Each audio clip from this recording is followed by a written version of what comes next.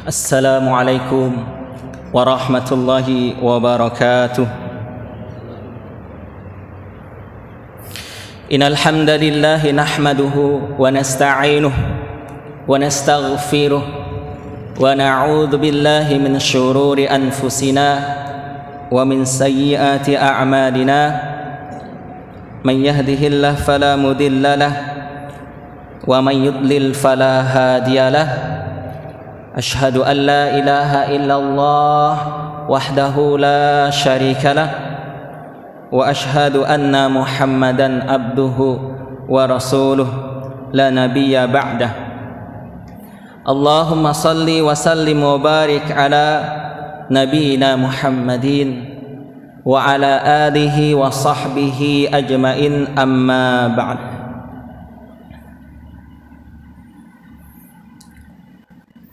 Hadirin jamaah subuh rahimani wa rahimakumullah. Alhamdulillah, kita bersyukur kepada Allah Subhanahu wa ta'ala karena kita diberikan kesempatan oleh Allah, diberikan kekuatan oleh Allah Subhanahu wa ta'ala menjalankan kewajiban kita, menjalankan perintah Allah Subhanahu wa ta'ala, yang hal ini merupakan bagian dari rasa syukur kita atas segala nikmat yang Allah berikan kepada kita. Allah berikan nikmat yang banyak kepada kita dan kita diperintahkan untuk menjalankan perintahnya. Inilah bentuk syukur seorang hamba kepada sang pemberi nikmat, bahwa digunakan nikmat tersebut untuk beribadah kepada Allah Subhanahu wa ta'ala. Yang kedua, salawat dan salam semoga senantiasa tercurah kepada suri tauladan kita, manusia mulia, Nabi Agung Nabi Muhammad sallallahu alaihi wasallam, kepada keluarga beliau, para sahabat dan pengikut beliau yang setia hingga akhir zaman. Semoga kita istiqomah dan diistiqomahkan oleh Allah Subhanahu wa ta'ala menjalankan ajaran dan sunnah beliau hingga akhir hayat kita. Hadirin yang berbahagia rahimakumullah, izinkan kami melanjutkan penyampaian atau pembacaan tanya jawab agama setiap Rabu subuh, yang pada kesempatan ini kami masih membahas tentang apa yang kami bahas sebelumnya berkaitan dengan suap menyuap yang kami sampaikan sebelumnya. Suap menyuap dalam ketika seseorang mencalonkan menjadi pemimpin dalam pemilu maupun pemilihan-pemilihan yang lainnya. Akan tetapi perkara ini bukan hanya dalam perkara pemilihan pemimpin, bukan hanya dalam perkara pemilu saja bisa terjadi, di dalam perkara yang lain pun bisa terjadi. Bahkan di mana-mana perkara ini bisa jadi dan bisa saja terjadi dilakukan. Mohon maaf, bisa saja kita tidak sadar pernah juga melakukan hal yang semacam ini. Maka ada sebuah pertanyaan dari Aisyah Ainul Irsyad di Jawa Timur. Perkara ini disidangkan pada hari Jumat 13 Februari 2009 Miladiah atau 18 Safar 1430 Hijriah.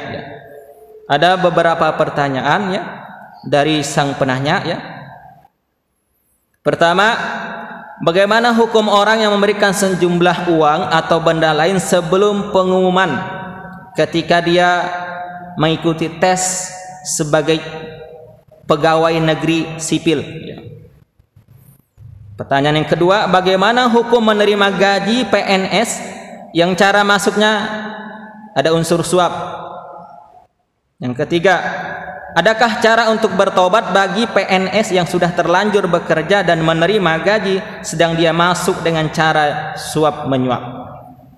Yang keempat, bolehkah memberikan sejumlah uang atau benda berharga kepada seseorang yang membawa kita untuk masuk sebagai PNS setelah SK turun tanpa ada perjanjian atau pemaksaan sebelumnya?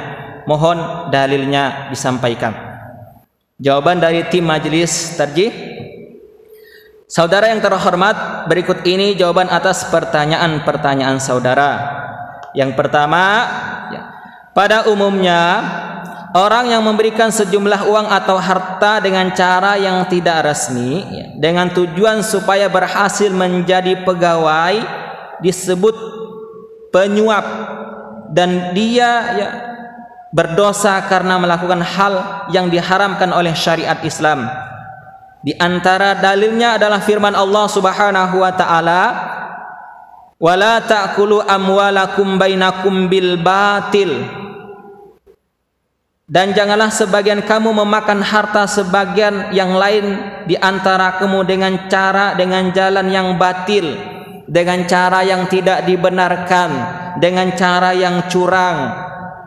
Quran surat yang kedua Al-Baqarah ayat 188. Kemudian dari hadis Nabi sallallahu alaihi wasallam, beliau bersabda, "An Abdullah ibnu Amr qal sami'tu Rasulullah sallallahu alaihi wasallam yaqul la'anallahu rashi wal murtashi." Rawahu Ibnu Hibban. Diriwayatkan dari Abdullah bin Amr, saya mendengar Rasulullah sallallahu alaihi wasallam bersabda, Allah melaknat ar-rashi, yaitu orang yang memberi suap, si penyuap, wal murtashi, dan orang yang menerima suap. Jadi kedua-duanya sama-sama dilaknat oleh Allah Subhanahu wa taala, baik yang memberi maupun yang menerimanya. Selain itu, para ulama telah sepakat bahwa suap menyuap itu hukumnya haram.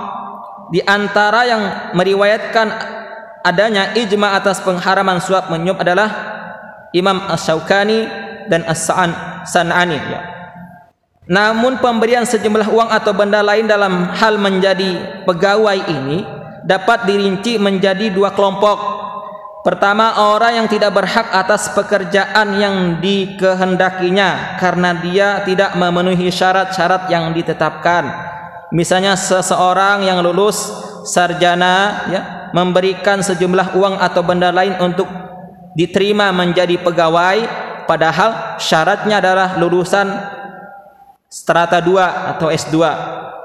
Yang kedua, orang yang berhak atas pekerjaan tersebut karena telah memenuhi syarat-syaratnya dan kemudian akan diseleksi untuk menentukan siapa yang terima. Misalnya dalam suatu pendaftaran CPNS dibutuhkan 20 orang, namun yang daftar memenuhi syarat berjumlah 150 orang. Di antara mereka ada yang memberikan sejumlah uang atau benda lain agar masuk dalam 20 orang yang diterima. Kelompok pertama jelas melakukan sesuatu yang diharamkan oleh Allah Subhanahu wa taala, karena melakukan suap atas sesuatu yang bukan haknya, dan ini berarti merampas hak orang lain, menzolimi orang lain. Sementara kelompok yang kedua yang berhak atas pekerjaan tersebut dapat dirinci lagi menjadi dua bentuk, yaitu pertama, jika memberikan sejumlah uang atau benda lain itu dilakukan supaya bisa mengalahkan pesaing-pesaingnya sebelum pengumuman diterima, maka orang ini telah melakukan sesuatu yang haram, dilarang oleh syariat Islam, sama dengan kelompok yang pertama tadi. Yang kedua, jika memberikan sejumlah uang atau benda lain itu karena kalau tidak melakukannya dia tidak akan mendapatkan haknya, padahal dia termasuk dalam 20 orang yang diterima, maka orang ini sebenarnya tidak berniat dan tidak suka melakukan itu, tetapi karena ada oknum yang menghalangi haknya menjadi pegawai, maka terpaksa ia melakukannya. Menurut sebagian ulama, orang yang melakukan bentuk kedua ini tidak berdosa, karena melakukannya dengan terpaksa. Jika tidak melakukan, dia tidak akan mendapatkan haknya. Orang tersebut justru menjadi korban pemerasan oknum-oknum yang tidak bertanggung jawab.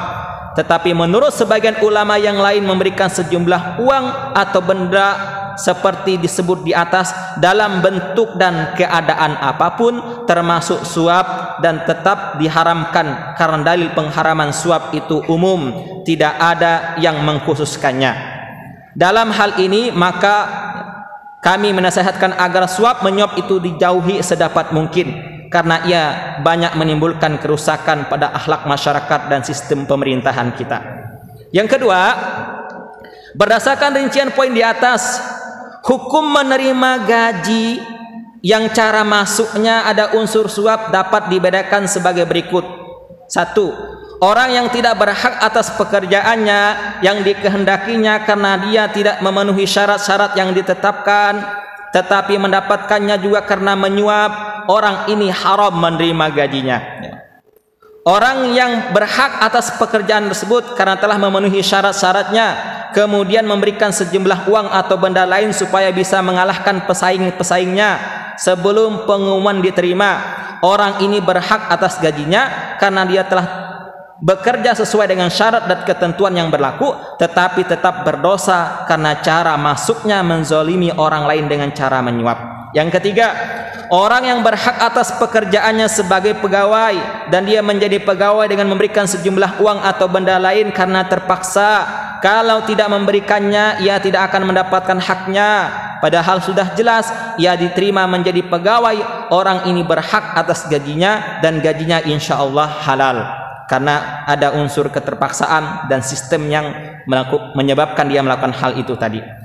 Kemudian yang ketiga, cara bertobat bagi pegawai yang sudah terlanjur bekerja dan menerima gaji sedangkan dia masuk dengan cara suap, yang diharamkan adalah dengan menyesali perbuatannya itu, berjanji tidak akan mengulanginya lagi, memohon ampun kepada Allah Subhanahu wa taala, lalu melepaskan jabatannya itu dan mencari pekerjaan lain yang memberikan upah atau gaji yang halal. Ini diantara cara ketika sudah terlanjur dan masih bekerja dengan pekerjaan tersebut, maka solusi yang terbaik yang ditawarkan oleh syariat Islam sebagaimana jawaban dari tim majelis adalah tinggalkan pekerjaan tersebut dan tobat kepada Allah Subhanahu wa taala kalau ingin selamat, kalau ingin tidak melakukan perbuatan yang dilarang oleh Allah Subhanahu wa taala. Dan bagi orang yang berhak atas pekerjaan tersebut tetapi dia mendapatkannya dengan cara suap, cara bertaubatnya adalah dengan menyesali perbuatannya itu, berjanji tidak akan mengulanginya, memohon ampun kepada Allah dan bekerja dengan sebaik-baiknya serta dengan banyak-banyak berinfak di jalan Allah Subhanahu wa taala. Ini bagi orang yang dengan terpaksa tadi karena adanya sistem yang semacam itu. Yang keempat, adapun memberikan sejumlah uang atau benda lain kepada seseorang yang membuat kita masuk menjadi pegawai setelah SK turun tanpa adanya perjanjian pemaksaan sebelumnya, itu dibolehkan. Bahkan hal itu dianjurkan karena itu adalah bagian dari tanda terima kasih kita atas kebaikannya kepada kita. Allah mengajari kita untuk membalas kebaikan dengan kebaikan sebagaimana firman Allah Subhanahu wa taala, hal jazaul ihsani illal ihsan, tidak ada balasan kebaikan kecuali kebaikan pula. Dari Nabi sallallahu alaihi wasallam mengajarkan hal yang sama. Diriwayatkan dari Abu Hurairah, ia berkata, Rasulullah sallallahu alaihi wasallam bersabda, barang siapa yang tidak berterima kasih kepada orang lain berarti tidak bersyukur kepada Allah Subhanahu wa taala. Namun perlu ditekankan di sini bahwa memberi hadiah kepada pejabat atau pegawai yang membantu dia bisa lolos menjadi PNS itu sebaiknya dihindari, karena di samping termasuk salah satu bentuk tindak pidana korupsi, juga dikhawatirkan termasuk dalam larangan Nabi dalam hadis berikut yang artinya kami bacakan. Diriwayatkan dari Zuhri bahwa ia mendengar Urwah berkata, Abu Humaid As-Sa'adi berkata, Nabi sallallahu alaihi wasallam menjadikan seseorang laki-laki dari Bani Asad yang disebut Ibnu Utaibah sebagai pegawai pemungut zakat. Ketika kembali dia berkata, ini untukmu dan ini dihadiahkan kepadaku. Maka Nabi sallallahu alaihi wasallam bersabda, segera berdiri di atas mimbar. Sufyan juga berkata, maka beliau segera naik mimbar lalu memuji dan memuja Allah, lalu berkata, bagaimana perilaku pegawai yang kami utus, lalu kembali dengan mengatakan, ini untukmu dan ini untukku. Tidakkah ia duduk saja di rumah ayah atau ibunya lalu melihat apakah ia diberi hadiah atau tidak? Demi zat yang di jiwaku ada di tangannya, demi zat jiwaku yang ada di tangannya, pegawai itu tidak mengambil sesuatu yang bukan haknya, melainkan pada hari kiamat akan dikalungkan di lehernya. Jika yang diambilnya itu onta, maka ia akan mempunyai suara onta. Jika yang diambilnya sapi betina, maka ia akan mempunyai suara sapi betina. Dan jika ia ambil itu kambing, maka ia akan mempunyai suara kambing. Kemudian beliau mengangkat kedua tangannya sehingga kami melihat bulu kedua ketiaknya. Sungguh aku telah menyampaikan, beliau mengucapkan 3 kali. Artinya apa?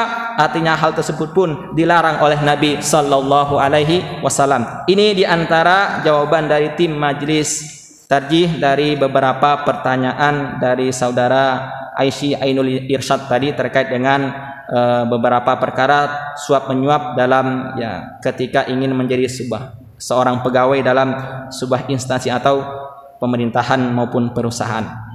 Demikian yang dapat kami sampaikan pada kesempatan ini. Semoga ini bisa menjadikan referensi bagi kita untuk mengingatkan diri kita. Kalau kita tidak melakukan ini, tapi ada kemungkinan orang-orang di sekitar kita melakukannya, sebagaimana yang baru saja terjadi dalam pesta demokrasi kita, bahwa sesuatu yang dilarang itu dianggap biasa-biasa saja, bahkan dengan bangga memperlihatkan dan memamerkan dalam kehidupan masyarakat kita. Artinya apa? Ini diingatkan oleh Nabi jauh-jauh hari dan senantiasa diingatkan oleh para penceramah, ustadz dan ulama kita, tapi masih banyak orang yang melakukannya, masih banyak orang yang tidak peduli dengan hal ini. Artinya apa? Ternyata sesuatu ini terus kita ingatkan agar apa? Agar berharap adanya hidayah dari Allah Subhanahu wa taala. Demikian kita tutup dengan doa kafaratul majlis. Subhanakallahumma wa bihamdika asyhadu an la ilaha illa anta astaghfiruka wa atubu ilaik. Alhamdulillahirabbil alamin. Aqulu qouli hadza wa astaghfiruh innahu huwal ghafurur rahim. Mohon maaf atas segala kesalahan, terima kasih atas segala perhatian. Nasrun minallah wa fathun qarib wa basyiril mu'minin. Assalamualaikum warahmatullahi wabarakatuh.